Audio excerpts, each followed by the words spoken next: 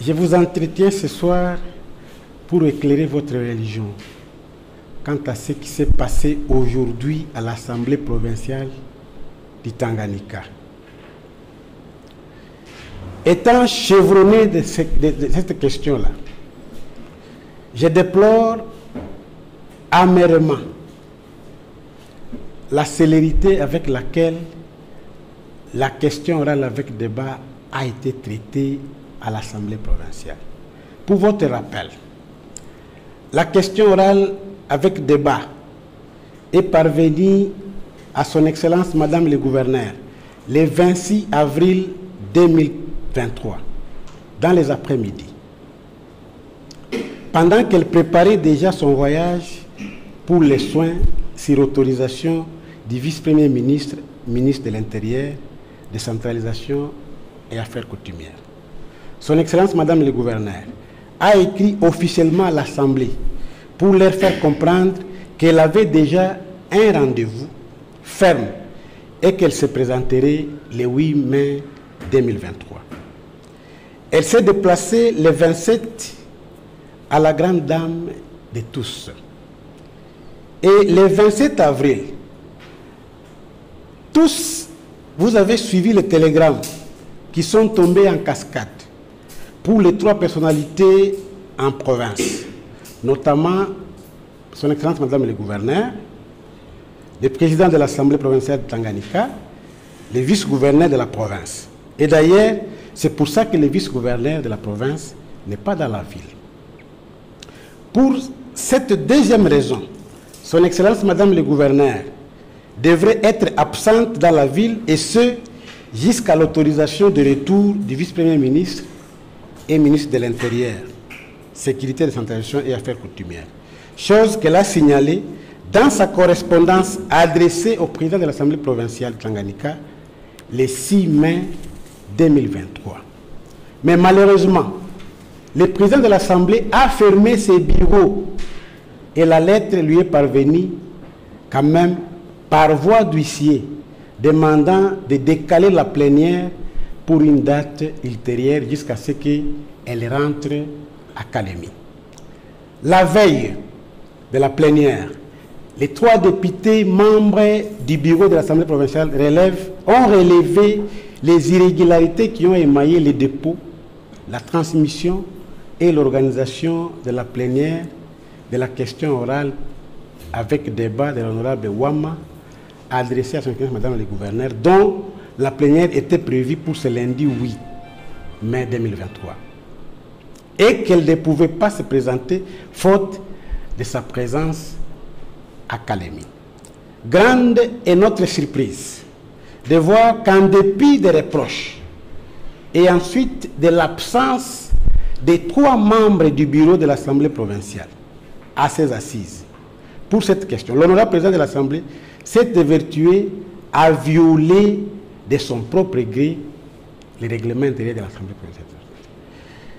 Je ne vais pas ici revenir sur ce que les trois membres du bureau ont écrit, mais qu'à cela ne tienne, ils ont relevé les irrégularités tant dans la forme que dans le fond, dans les dépôts, la transmission et la fixation de la plénière devant examiner cette question orale avec débat.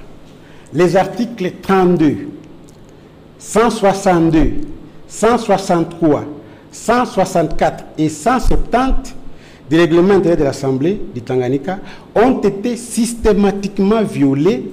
Si vous permettez, nous allons les lire un à un et je vais vous les expliquer. Pour ce qui est de l'événement d'aujourd'hui, l'honorable président de l'Assemblée provinciale de Tanganyika était déjà dans un schéma et dans un complot pour aboutir à ce qu'il vient de faire aujourd'hui.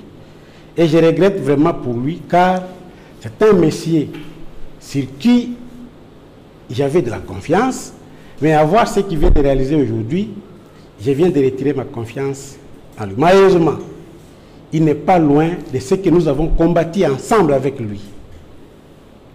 Depuis son retour de Kinshasa, où il a été avec son mentor, Bahati Lukwebo Modeste, il était devenu tout autre. en dépit de mes conseils comme de son directeur de cabinet, chose qui a conduit à mon départ de son cabinet. Aujourd'hui, il vient de concrétiser ce qu'il préparait, mais malheureusement, dans la violation des règles qui régissent son propre institution. Les irrégularités tant décriées par ses propres pairs et qu'il n'a pas respecté, il vient de les concrétiser aujourd'hui. Pour ce faire, pour la journée d'aujourd'hui, la plénière a été présidée par 2 membres du bureau sur les 5 qui composent ces bureaux, ce qui est une violation flagrante de l'article 32 du règlement intérieur de l'Assemblée populaire de Tanganyika, qui dit « Les bureaux ne statuent que par la majorité des 2 tiers ».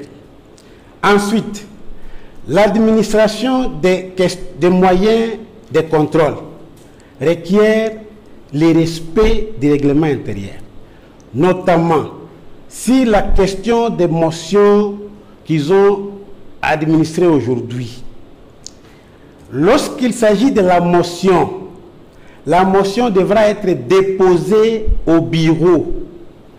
Et c'est au bureau de traiter la motion.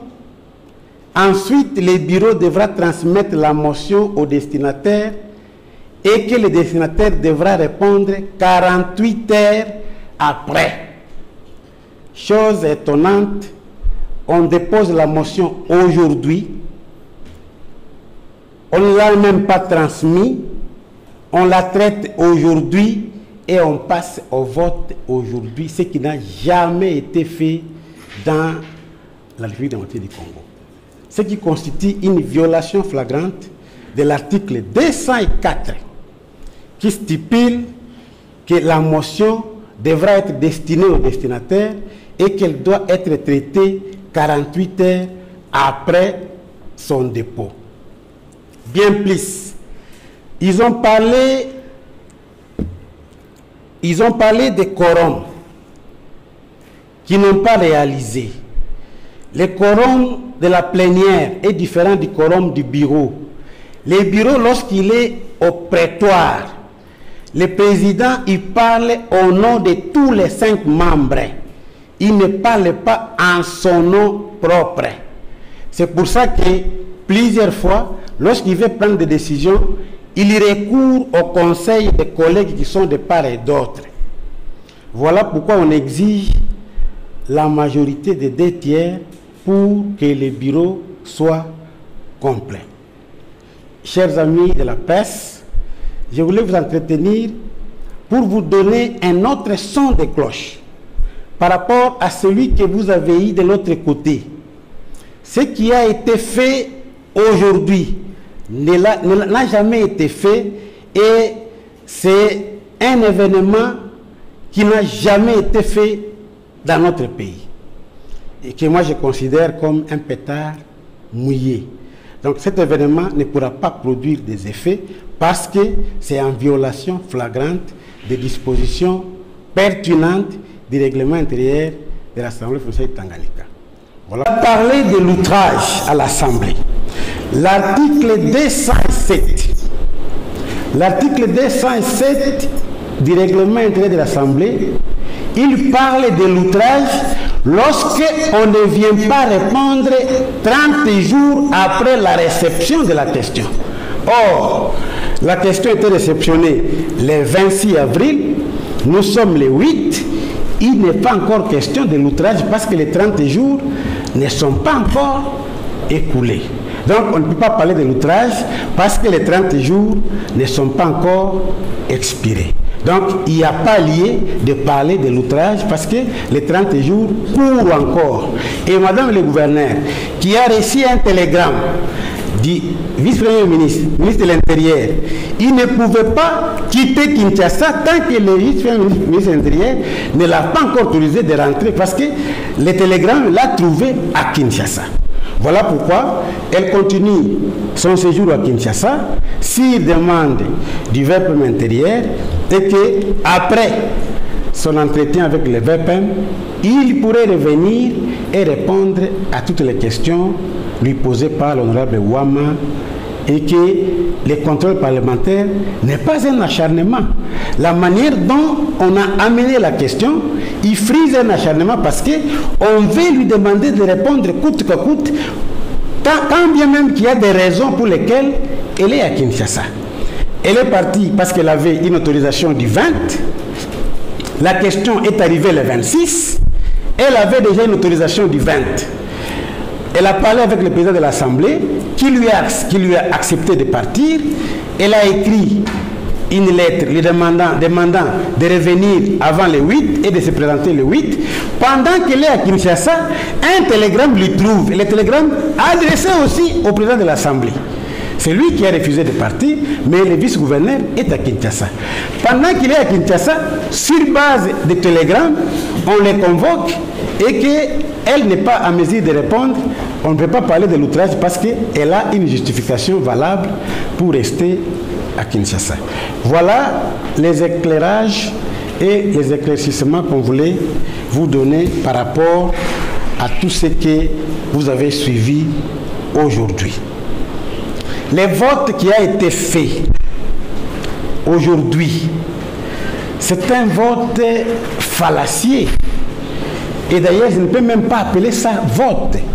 Parce que et le bulletin et les votants, ils étaient tous dans un trouble et que les députés étaient debout en train d'échanger même des coups. Là, on ne peut pas parler du vote parce que la plénière, c'est lorsque les députés sont assis sur leur siège en train de suivre le déroulement normal de la plénière. Les députés ont soulevé les irrégularités dans le début de la plénière, mais le président, comme il était déjà dans un chemin, il devait déjà réaliser un coup déjà monté, il ne pouvait que forcer et qu'il pouvait arriver à ce qu'il est arrivé aujourd'hui. Mais nous vous rassurons que c'est sans effet, ça n'a aucun effet et ça ne pourra affecter à rien le gouvernement qui travaille pour le bien de la population du Tanganyika. Merci.